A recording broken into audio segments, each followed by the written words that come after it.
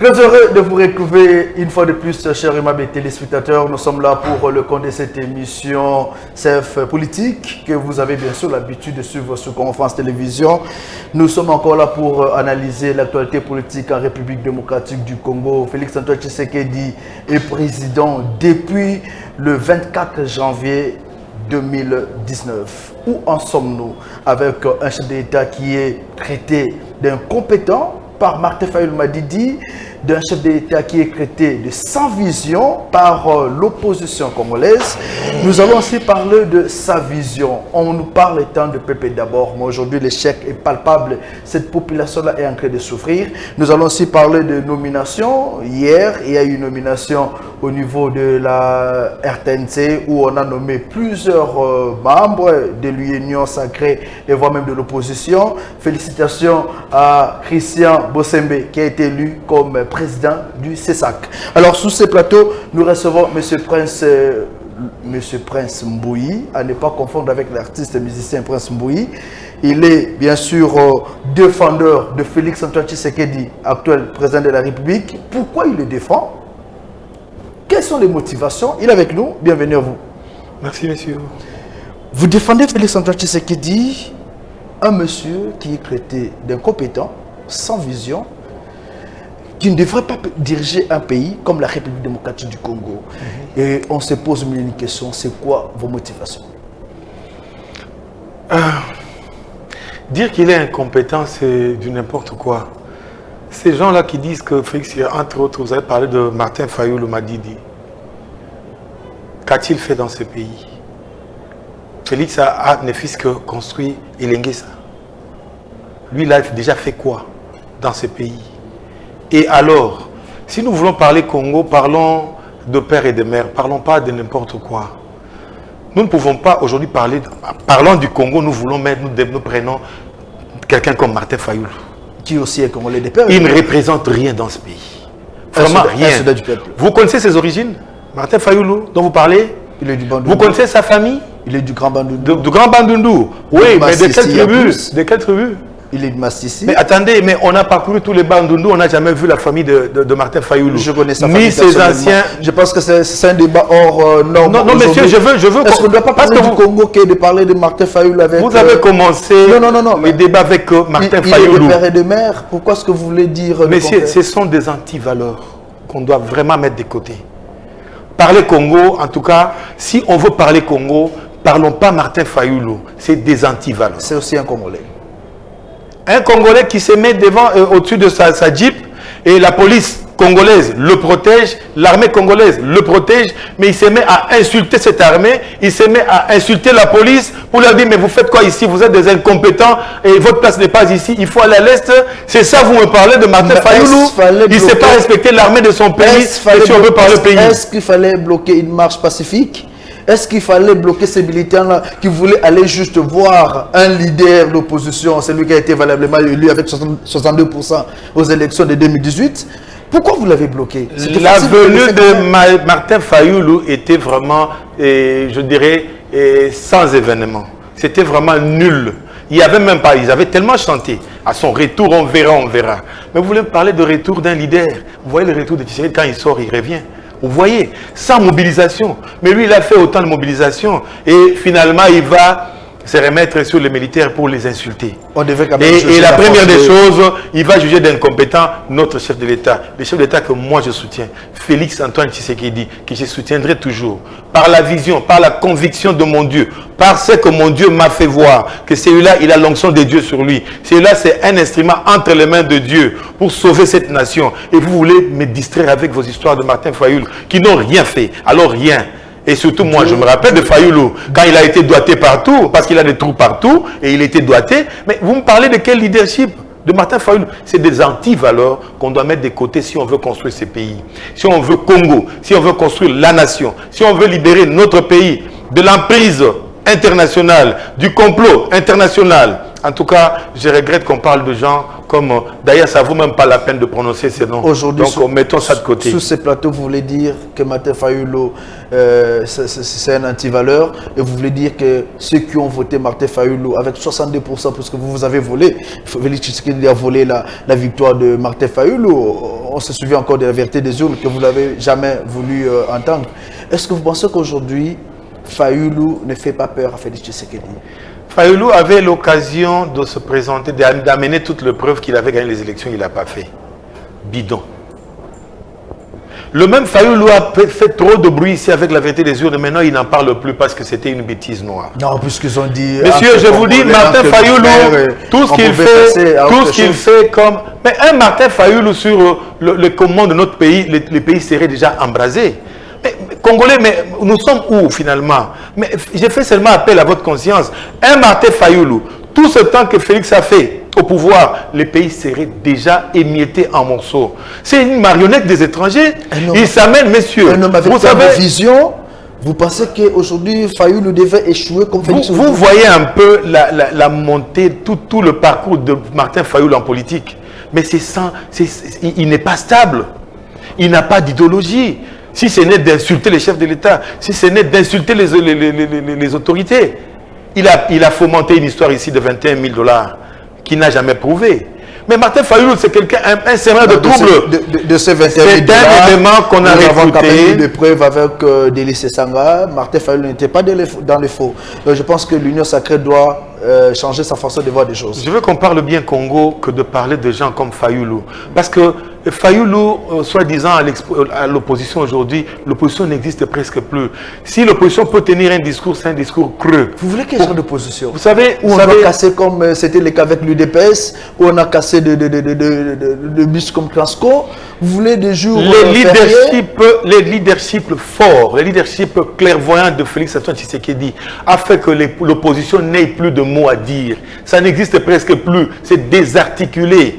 Et les Blancs ont vu ça, alors ils ont dit c'est un danger. Parce que maintenant, il va s'établir une corrélation, une complicité entre le chef et son peuple. Ils ont toujours eu peur de ça. C'est comme ça qu'ils sont en train de chercher comment fissurer, comment embrouiller, comment mettre le feu. Alors ils ont recruté entre autres les gens que vous appelez Martin Fayulu. Ce sont des semeurs de troubles.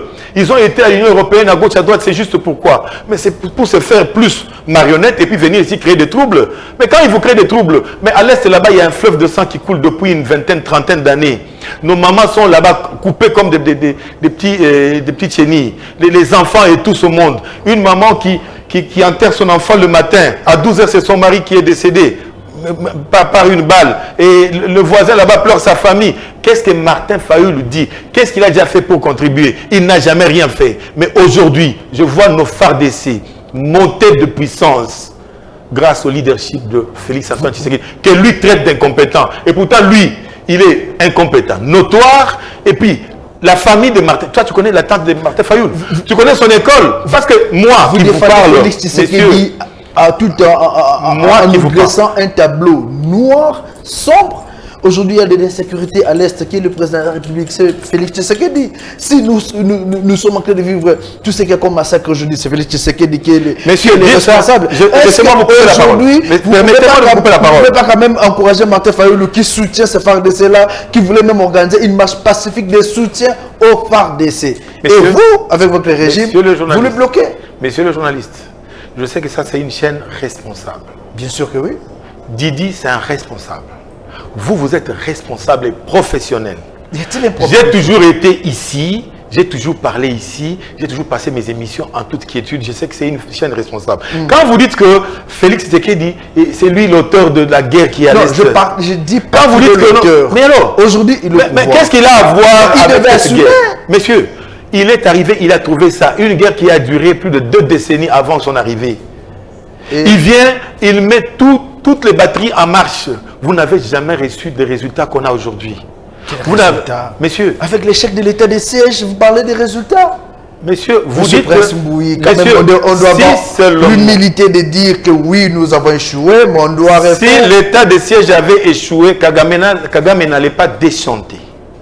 Kagame n'allait pas devenir comme un petit chien dans les rues en train de chercher les interviews. Kagame qui vous fait peur aujourd'hui, vous pensez que... Kagame, on l'a mis KO plusieurs fois. On l'a mené à Angola, on a mis KO, la queue dans les pattes. Il revient, il dit, je signe, retrait sans condition de M23, fini la guerre et tout ça. Là-bas, on l'a coincé. La réalité on l'a mis KO. La réalité sur le terrain. Mais c'est ça, les hypocrites. Alors, la réalité sur le terrain, c'est quoi? On en vient aux armes. On a pris l'option diplomatique. Ça n'a pas échoué non plus, mais seulement de l'autre côté, ils sont de mauvaise foi. Mais l'option diplomatique a payé parce que vous voyez le monde d'aujourd'hui en train de bouger et plaider la cause de la RDC. Le monde d'aujourd'hui est instruit que la RDC est victime d'une agression rwandaise. Ça n'a jamais été. Le monde, hier, pas plus tard que hier, le gouvernement américain impose à Kagame de changer de paradigme, de retirer ses troupes. Ça n'a jamais été. On n'a jamais parlé de ça. On n'a jamais indexé le Rwanda. Mais c'est ça la diplomatie agissante de Félix Tshisekedi.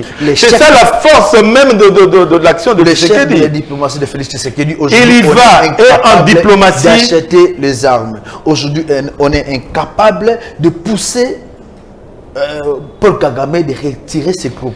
Aujourd'hui, on est incapable, même pour avoir le visa dans d'autres pays, Messieurs, on est bloqué. Je sais que vous êtes professionnel. Ne faites pas semblant d'être étranger, vous êtes congolais. Non, je vous suis savez, congolais.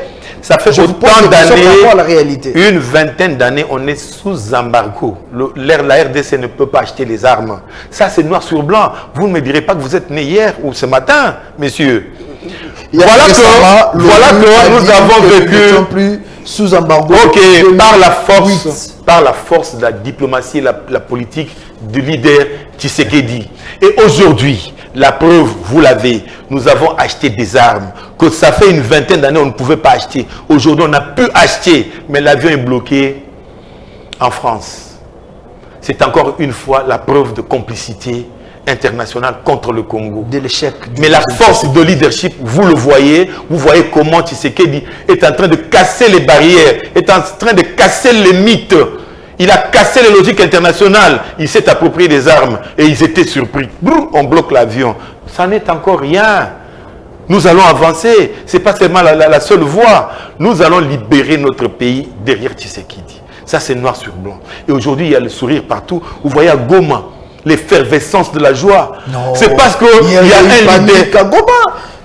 Vous n'avez pas quelle panique, les gens ont chanté. Au moins, ils ont senti la libération à la porte. Hier, c'était un désespoir notoire. Monsieur Prince Bouilly. Un peuple qui était abandonné à son triste sort. Monsieur Prince Bouilly, je suis journaliste bien formé. Hier, j'ai suivi. Je vous reconnais d'ailleurs. J'ai suivi. Mais ne faites pas semblant. J'ai suivi le gouvernement militaire. Constant Ndima dit clairement, demandez à la population d'être calme.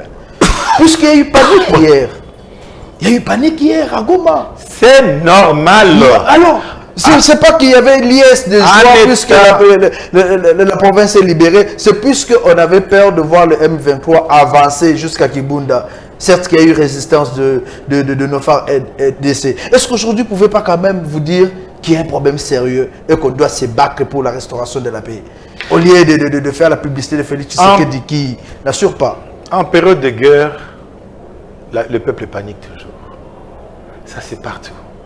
Quand ça crépite les armes, on n'est pas à l'aise, c'est tout le monde. Mais hier, nous avons vu le gomatracien en train de fêter, de festoyer. Ne fût-ce que la présence de FARDC sur le terrain. Ne fût-ce que la présence des hélicos, avions de chasse, et les éléments et plans de guerre et tout ça, la percée de FARDC. Mais le peuple est dans la joie, même à Kinshasa, même partout. Vous avez vu les scènes des dièses. Vous avez vu même en Ouganda, les gens marchaient contre Kagame. En France, mais c'est ça la force d'un homme. Il se bat bec et ongle. Il prend des avions matin, midi et soir pour chercher une solution pour notre pays. Et encore faudra-t-il savoir. Plus de 300 voyages. Ok, messieurs. Mais, même au Konzambo, voyage. Papa, 300 voyages. Ça veut dire 300 fois Félix Tshisekedi, Antoine, a été vinaillé en danger, en bimi à Koufa. Parce que quand on... Quand 300 voyages, plus de 300. Papa, yo go sala ngote na vina, yo nga go sala ngote. Na tiki mwasi na ngana bana na na kiti ya bokonzo na vana nganza na bike non kozo avion za risque. Na vanda na oli ya beefsteak.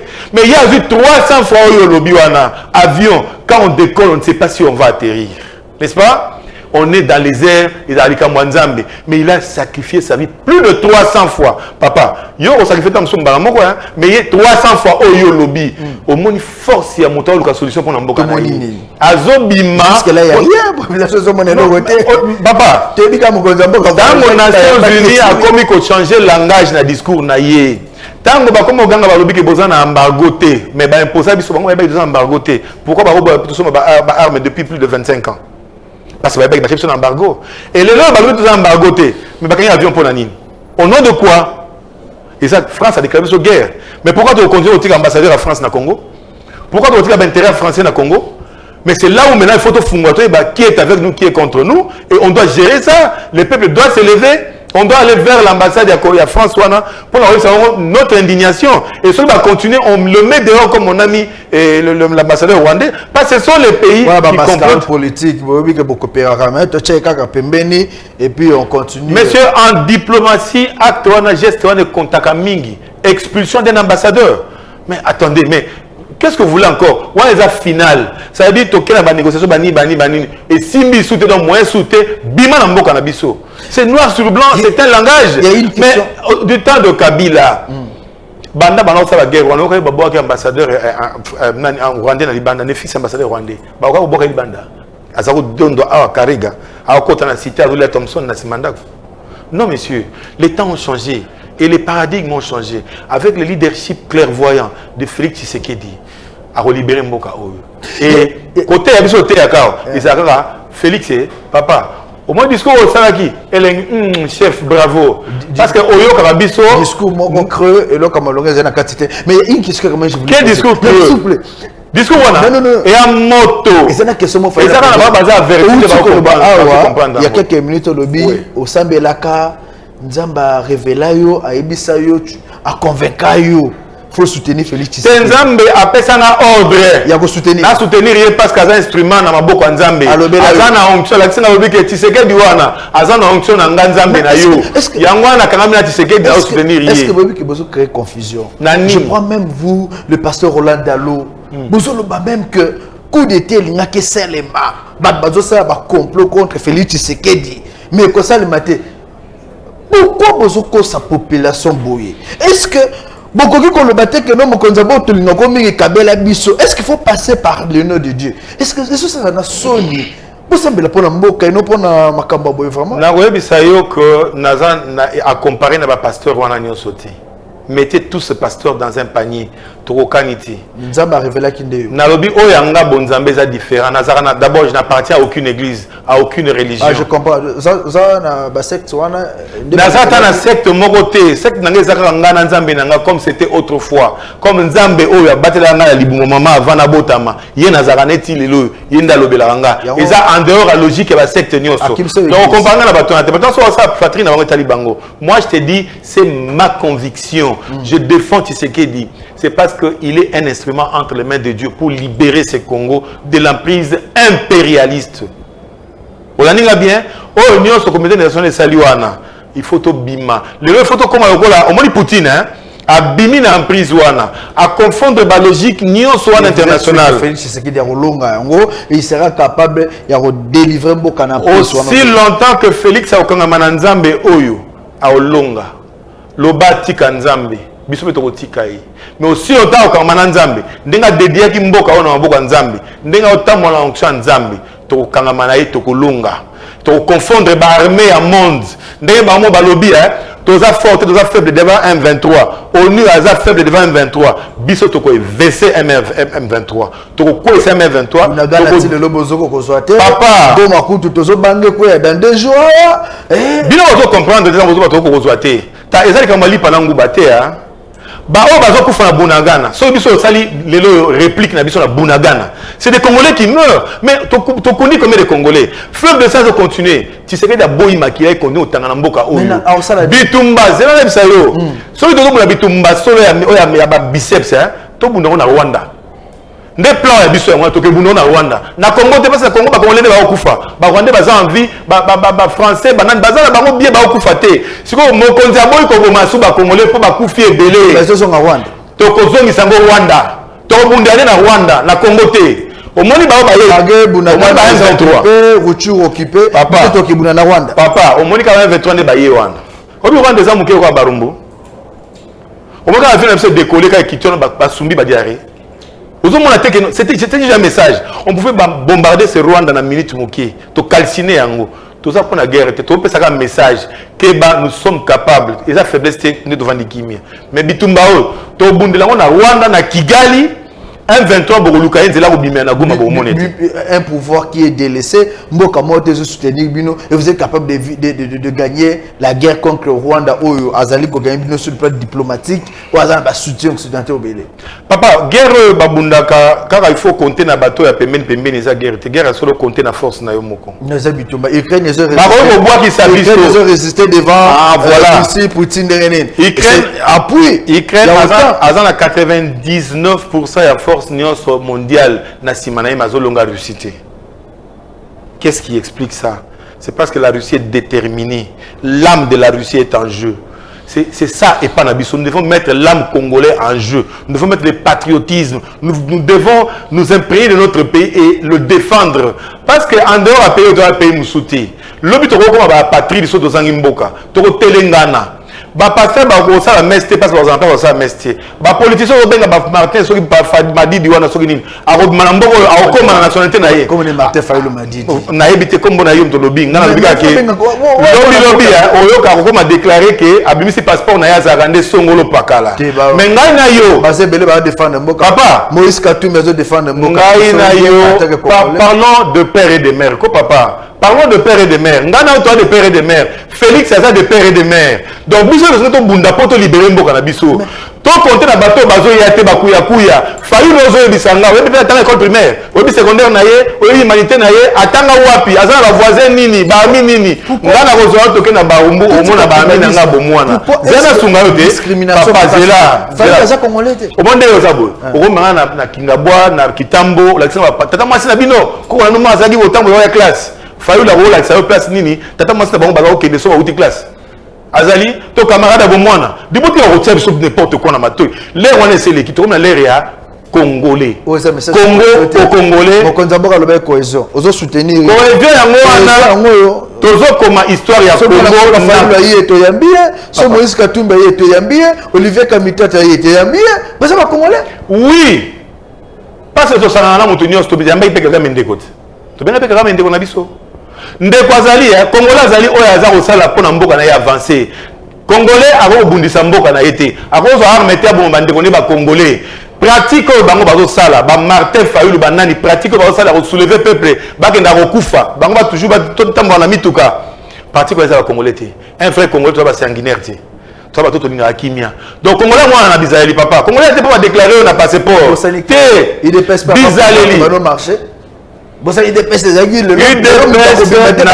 Naza avocat IDPS parce que je ne fais pas partie à IDPS. Mais le président de la République au défendre. Président de la République, président de la République. Oui. Voilà, nous avons un aspect président de la République, serviteur de l'éternel. Famille politique n'est anine. Papa, est-ce que vous avez famille politique à chef de l'État est talingaté. Union sacrée est talingaté. Ngaya, n'a pas chef de l'État parce que œuvre na maboko nzambe aza kwa bateau mo nzambe azo frapper pour confondre le monde entier. Vous comprenez? Il y a on a soutenu na aspect on a soutenu gaé.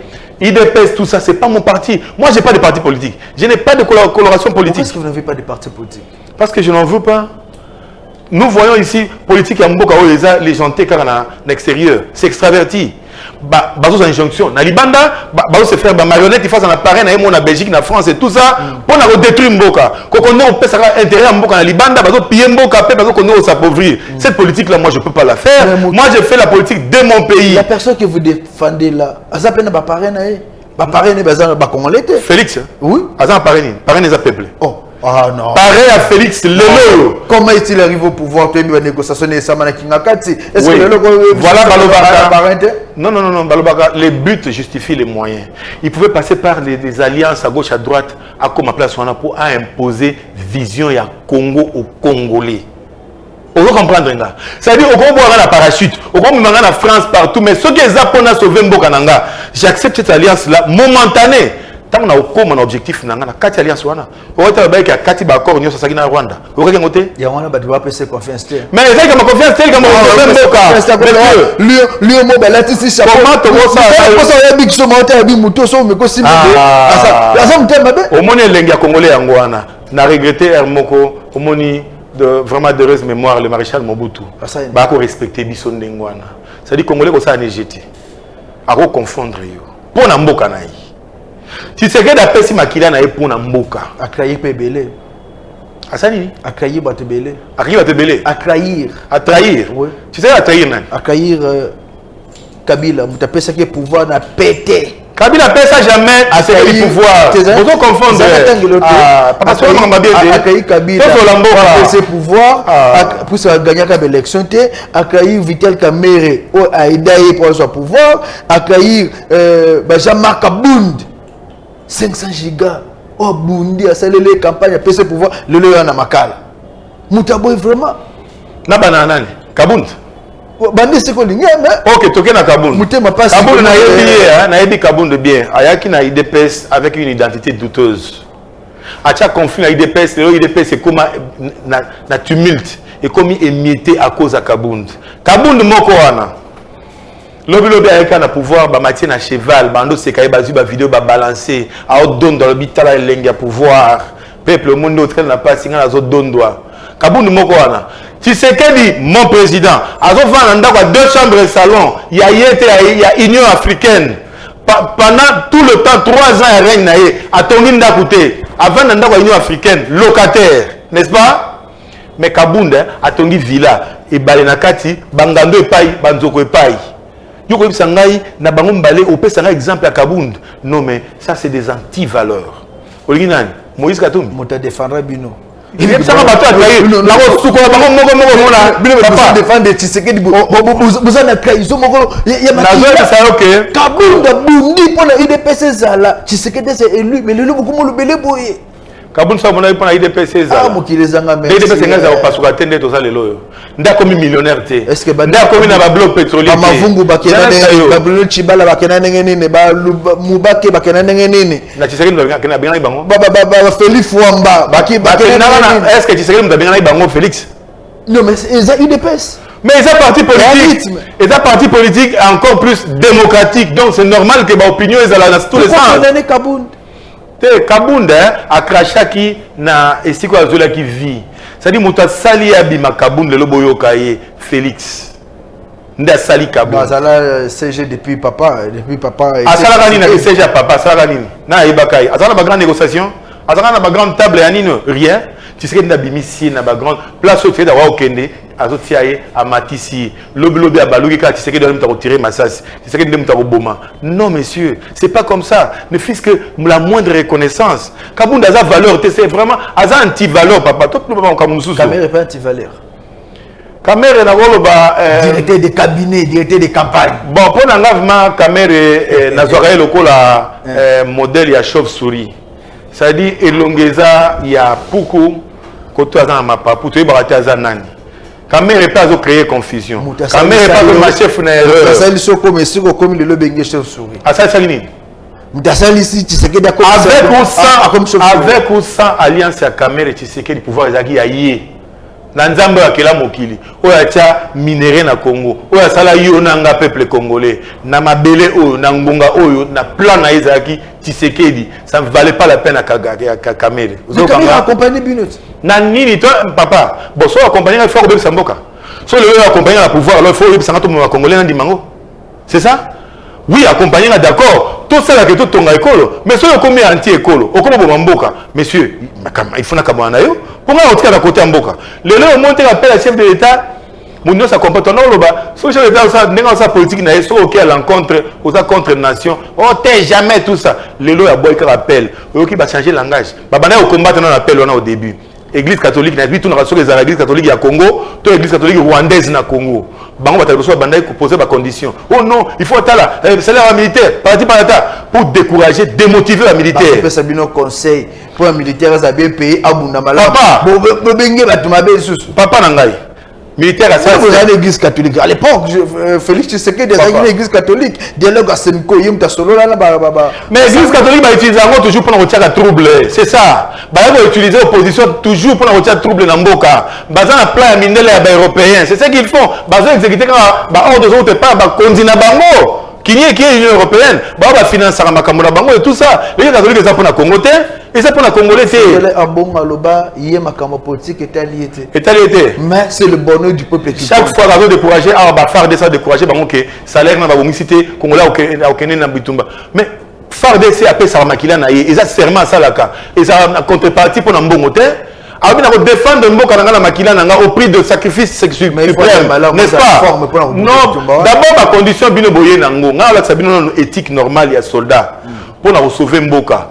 Congo a nani soldat soka s'engager dans l'armée a un engagement dans makila na a sengate mbuma ma 10 à 10 to 20 Holandi le temps chef de l'état bengi bateau mobilisation ba doit télément bino auto décourager bateau bozu soldat vous payer $3,000 mais vous payer armé vous bien affronter vous payer tenuté moral na ye vous blesser en côté baka sable exaté n'est-ce pas bo exposé na nini $3,000 wana arbanozi bango bandumba ko mélanger le tour na village wana et puis ennemi ko assaisonner ka wana abomi vous comprendre donc $3,000 na bomi si soldat pamba soldat a besoin moral soldat a besoin ya ba équiper conditions de vie na yi lelo ba mati budget na 400,000 lelo comme 1 milliard n'est-ce pas pour la faire DC je sais que c'est le côté pour na nga pesa point de vue na nga en tout cas na d'accord tena loko wana de 400,000 wana budget est à 4 milliards. Mais on a 12 ou 11 milliards, quelque chose comme ça.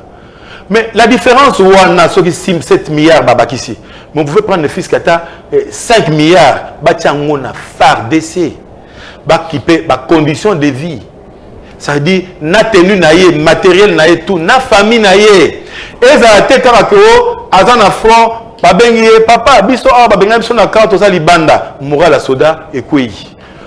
Ndeko na ngai awa bandanga na yaki tozaki na front nde bakata ba lokolo tozaki ba bana komi awa kutu na hôpital bazo kipenga te mogala oya za na front ekwei condition de vie à soldat nde sengeli ba penser nango la grande partie à budget wana fallait pas prendre ma distraction te ya ba institution fallait pas tirer ngo na farder c'est parce que le pays est en guerre c'est le moment de délivrer le pays par la force nous devons avoir une force dissuasive to sengeli to na mapinga oyo tango ba ningisi ba doit que oui comme meka RDC te passo au meki au kuta nango mais ba esengi ba moyens conséquents mais ba budget to ko tiaka na ba jeep ya ba soki ba nani ya ba député soki na ba nini tout ça ça ne répond pas na pays en guerre tu vois ça a 2 ans budget il y a 2 ans toujours betango kaka FARDC et puis pas seulement FARDC na front mais moral il y a population il faut accompagner FARDC.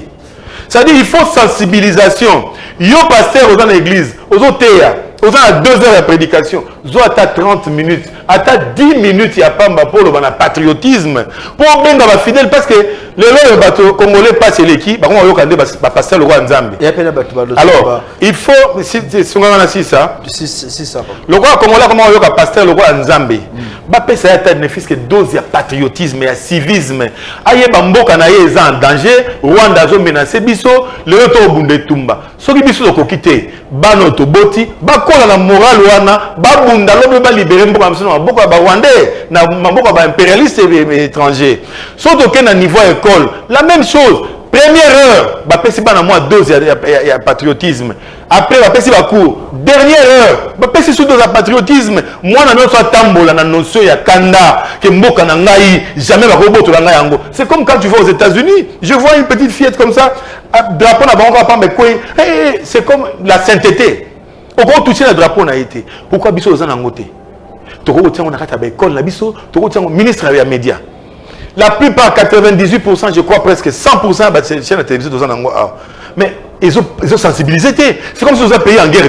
Dans la télévision, heureusement, il n'y a pas la bino. Mais papa, aux autres la chaîne de télévision, aux autres zappé toutes les chaînes presque il y a musique. C'est comme si Mboka est en guerre. C'est comme si on avait Koufaté. Mais il y a un fleuve de sang qui a duré plus de 3 décennies dans Mboka Oyo. Ils ont connu, et ça, les Congolais. N'a pas Congolais à Okufa, au Kuta, fan club.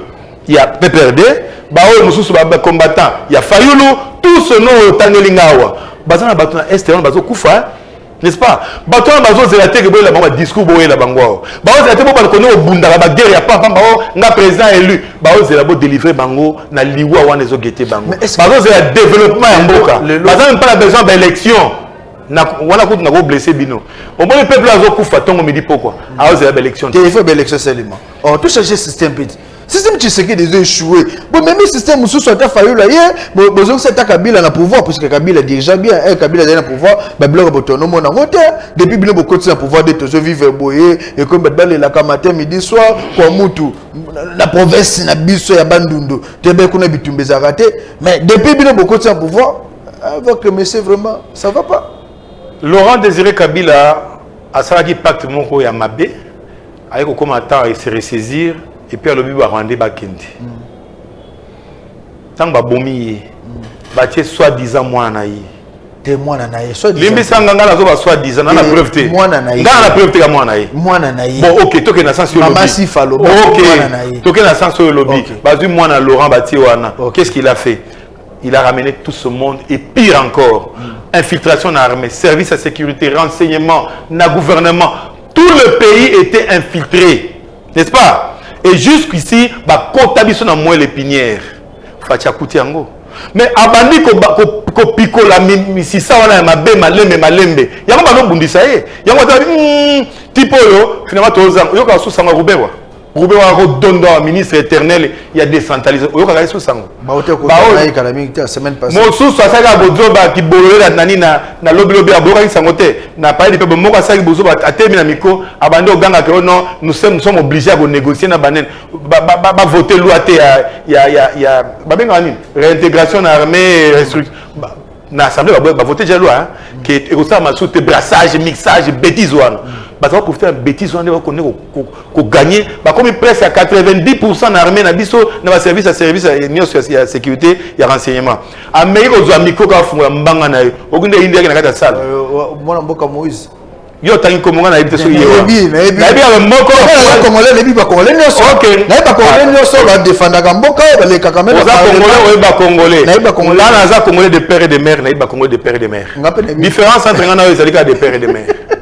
Donc, il y a des Congolais dans les Congolais de père et de mère. Et les Congolais de père et de mère, ça y est, tout là, la carte salle assemblée nationale. Américain, on a naie, banyati na kati. Au monde Congolais, surtout sangani kato na bomoko, tokolonga, tokomisambuka na sola bombu, tokomisama infiltré, baokima. Pas plus tard que 2, 3, 4 jours ici. Basangani li kopaboti, oya Sénat, oya wapi, bake au monde chef de l'État. Et ils ont une de la biso to sanitaire ba kolenga bo au moins congolais parler à telemaka ba étranger ba infiltration ba lengaka et belé ba kina ko mona ba zo lenga chef biso communauté tel biso boy kana biso boye ato sola malembe zela baba la bande zela yango au monde ba yaki wana ba sona mo konzi okai masasa elaki okai ba le betaki ba yambi bango bien ba kei bien et puis ba zongi ba continuer ko vendre ba institution ya mboka na Congo. Papa, motema ni toza nango. Motema, bango babimi au grand jour. Bango ba communauté songolo, mais ba yé quand même bosenga chef ayo ka bango. Et puis chef ayo ki bango protection. Alors, oyo ki bango li moko na place na fonction, bazongi ba continuer. Ta motema toza nango.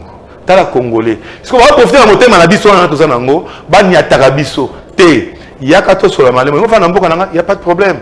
Vanda, on motema madeso. Vanda. Mais koyeto bo ma peuple nanga, ndeti cheke da boyi. Koyeto continue ko piller mboka na ngai. Tu sais que d'abord yango richesse mboka na ngai za po esonga mboka na ngai et tango sa mboka na ngai et développer mboka na ngai. Et ate po yo ke na repese pas parrain na yo, bazu yo comme marionnette. Yo ya o bo ma peuple na ngai, o richesse mboka na ngai, to pesa bango banvo maka. Tu sais que des autres côté na pouvoir. Aba makamo ya société. Est-ce que lelo azana raison ya ko pleurnicher?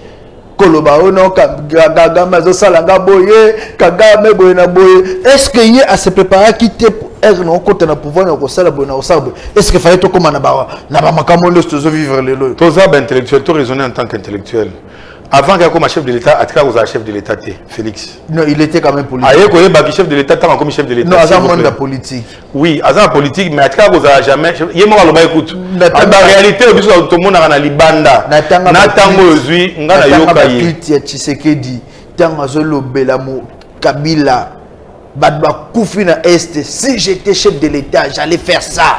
Mais il est là comme le pouvoir. Ah, ça là. Papa, mais Elombe azobunda azosala. Yo ninga sala nini? Atonge bilo usine ya raffinage à cuivre.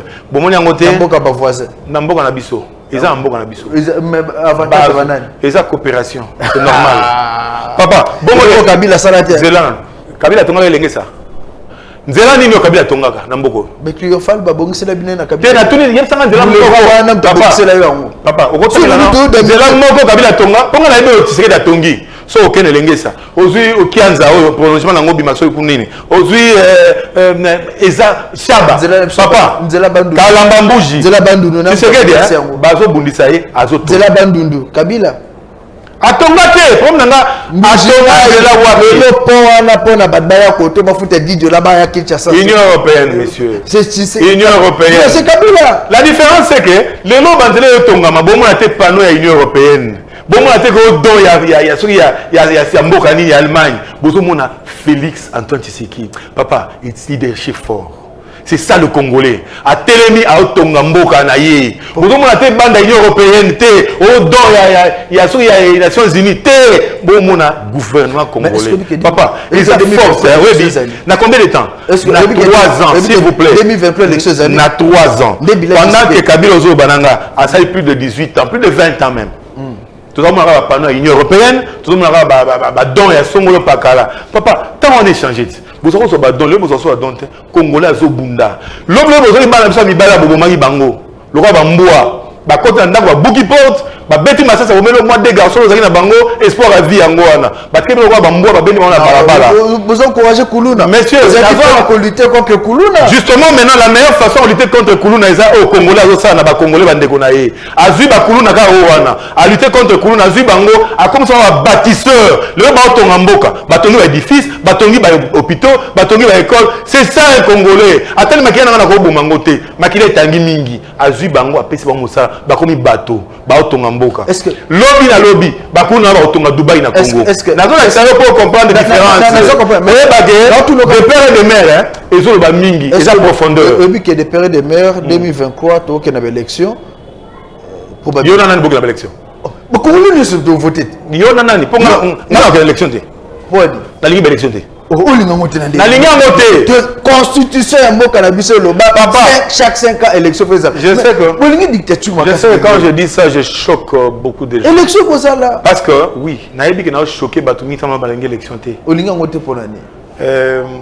Au moni congolais a sous une aliénation mentale. C'est-à-dire mondela kanga biso à cause biso apesi biso indépendance zoka kangi biso toza aliéné. Maintenant comment ça c'est sur élection imposée na goût naie na couleur naie. Donc jusque là l'élection de Salaka et profiter à na mondele profiter na congolais té.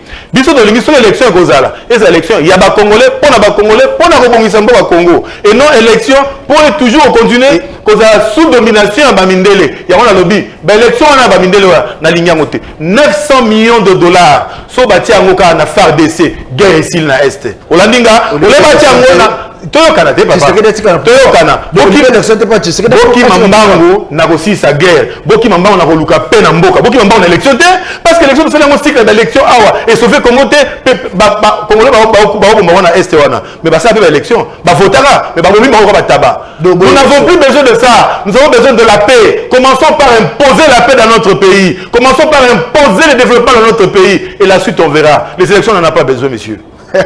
Nous sommes arrivés à la fin, avec le mot de la fin, tout en dissocié moi par rapport aux nominations. Salimaki, Tomoni, Jean-Marie Lukula Silelo a commis Mokonzi Kuna na INPP.